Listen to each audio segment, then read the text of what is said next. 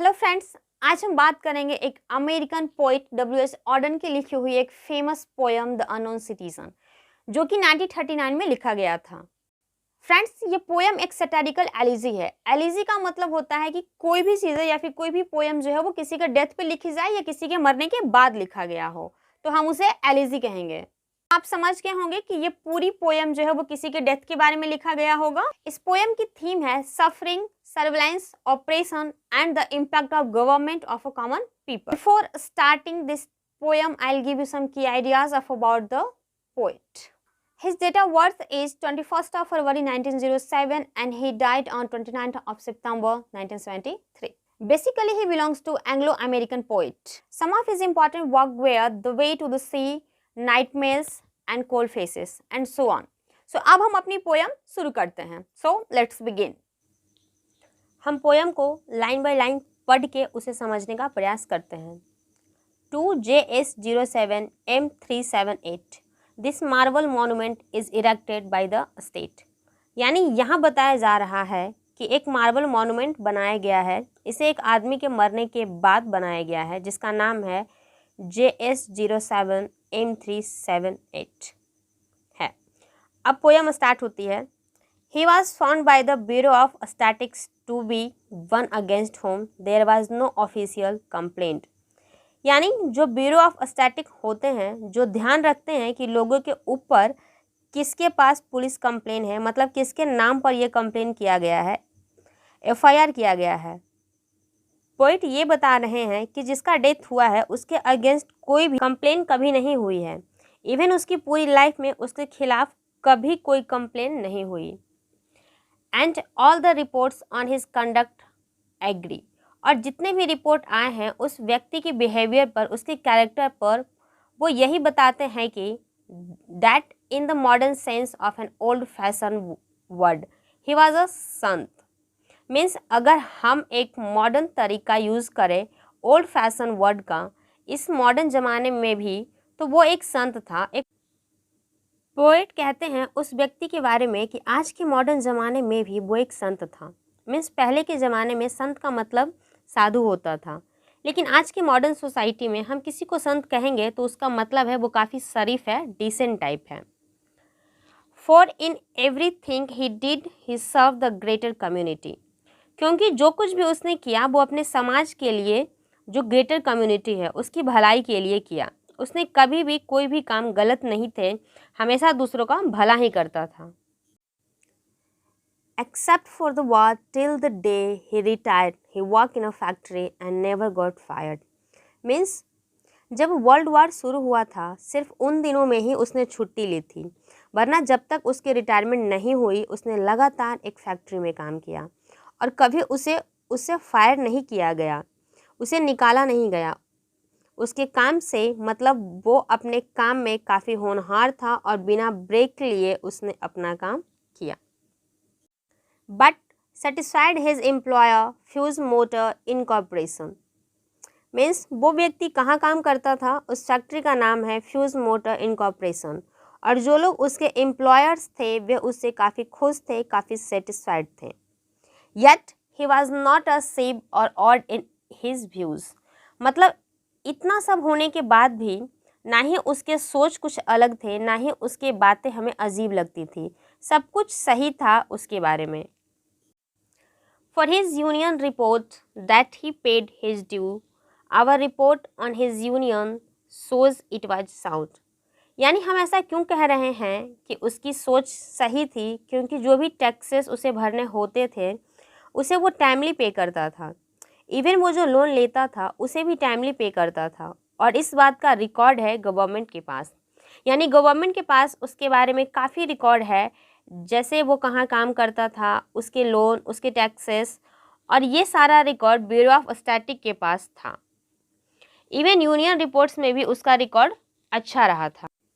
And our social psychology worker found that he was popular with his mates and liked a drink.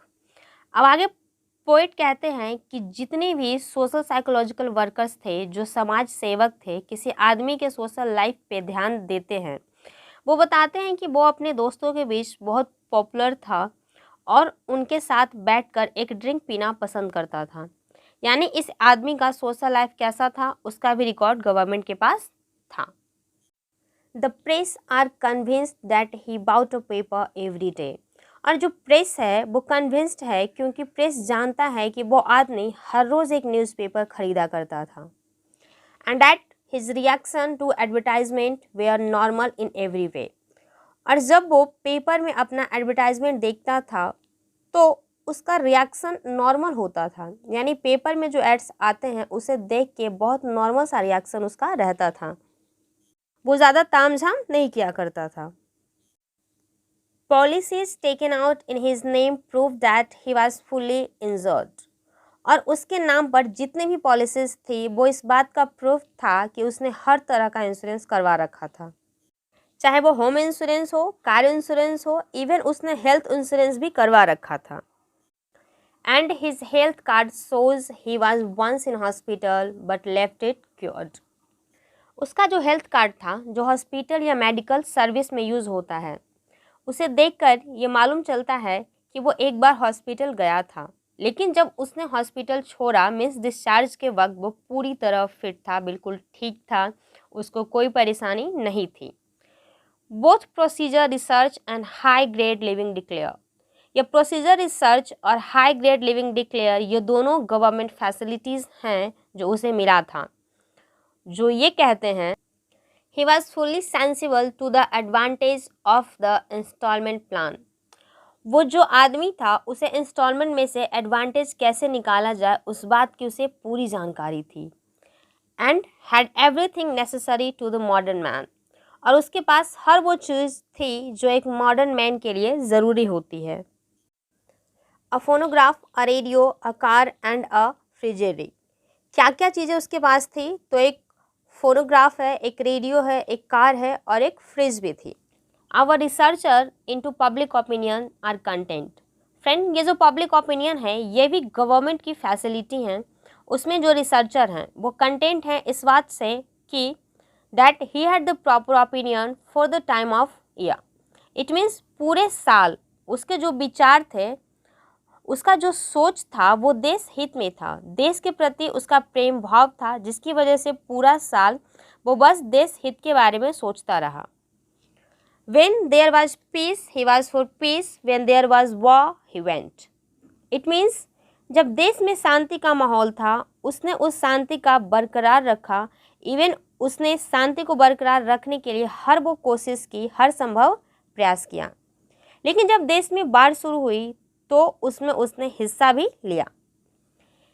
He was married and added 5 children to the population. अब poet उसके personal life के बारे में बताते हैं कि उसकी शादी हुई थी और उसके 5 बच्चे थे, विच आवर यूजनिस्ट से was the right number for the parent of his generation. ये जो यूजनिस्ट है वो पॉपुलेशन कंट्रोल पे ध्यान रखते हैं। वो कहते हैं कि 5 नंबर ऑफ चिल्ड्रन जो हैं वो बिल्कुल सही नंबर है चिल्ड्रन का। फ्रेंड्स, पहले के ज़माने में किसी भी कपल या पेरेंट्स के कितने बच्चे होंगे ये भी गवर्नमेंट तय करती थी। And our teachers report that he never interfere with their education. और हमारे जो टीचर हैं, मिस टीचर का जो रिपोर्ट है वो बताते हैं कि उसने कभी भी बच्चों के एजुकेशन में इंटरफेयर नहीं किया। टीचर्स से कभी जाकर ये नहीं कहा कि मेरे बच्चे को ऐसे ट्रीट कीजिए, वैसे ट्रीट कीजिए, या फिर अदर स्टूडेंट के कंपेयर में कुछ एक्स्ट्रा फुटेज दीजिए। लेकिन अब एक क्वेश्चन अराइज होता है, एक क्वेश्चन पूछा जाता है, was he free, was he happy? The question is absurd. तो ये क्वेश्चन गवर्नमेंट से पूछा जा रहा है कि क्या वो फ्री था, क्या वो खुश था अपनी लाइफ में। तो गवर्नमेंट को लगता है कि ये क्वेश्चन तो बड़ा अजीब है। Had everything been wrong we should certainly have heard. क्योंकि अगर कुछ भी गलत हुआ होता तो हमें ज़रूर मालूम चलता। इतना ध्यान लगा के रखा है हमने हर व्यक्ति की लाइफ को, चाहे वो सोशल लाइफ हो या उसकी खुद की पर्सनल लाइफ हो, उसकी वाइफ, उसके बच्चे, उसका हेल्थ कार्ड, इंश्योरेंस प्लान। तो अगर कोई प्रॉब्लम हुई होती तो हमें ज़रूर पता चलती। और यहीं पर ये पोयम ख़त्म होती है। फ्रेंड्स, पोयम सिंपली यही बताती है कि गवर्नमेंट कैसे एक कॉमन मैन की पूरी लाइफ पर नज़र रखती है। काफ़ी हद तक ये बातें डरावनी भी है कि कितना ज़्यादा गवर्नमेंट हमारे बारे में जानती है, हमारी लाइफ में इंटरफेयर करती है, फिर चाहे वो पर्सनल लाइफ हो या फिर प्रोफेशनल लाइफ हो।